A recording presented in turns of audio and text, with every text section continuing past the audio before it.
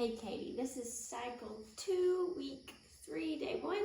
We're going to start that hook line breathing again and pressing TA activation breathing, but we're going to sort of switch what we did last week. So we're going to do our hook line breathing on the side, thinking about our ribs expanding on this breath work.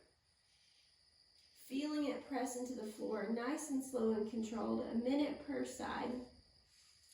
And then we're going to do pressing TA activation breathing in the upright position. You can be seated or cross-legged on the exhale.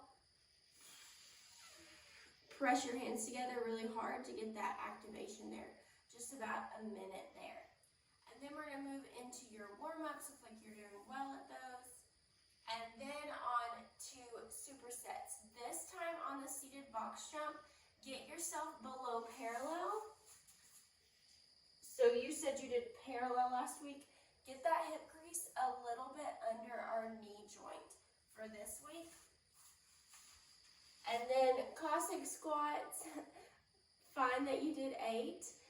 That just means we need to go up in reps. So we went up in reps there. And then moved to our next superset, kettlebell arm bar with bicep curls. Those look good there. And then lastly, finishing up with some Turkish get-up starts. Your return to running work this week is 5 per side, lunge snatch, and a 15 bike sprint with a 30-second rest. So use your trainer if that's available to you, or an Assault Echo, any kind of bike that you can go hard on. If you don't have a bike available, I'll give you a sub.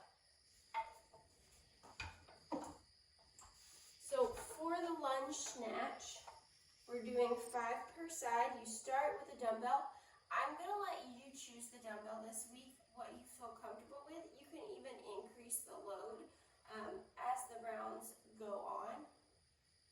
You start in this squared up position with that dumbbell by your side, and you're just going to hinge and bring the dumbbell close to your body upright as you lunge forward and return.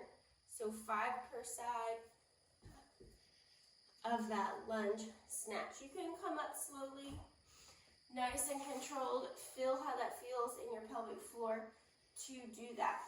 If you're having any of that right-sided weakness, we can always change it to a step forward, a split position, instead of lunging all the way down. For that bike sprint, you're going all out for 15 seconds and then resting for 30 seconds. We can always do all-out mountain climbers if you don't have that access to a bike. You're doing 6 rounds of that before you move into 2 rounds of really slow alphabet calf presses. So we come to resistance here. This isn't quite to resistance, but I don't want to go out of frame. And then press forward. It is trying to pull you that way, and you're just going to write the alphabet with your hands. It can be real slow and real small. It doesn't have to be like some big alphabet.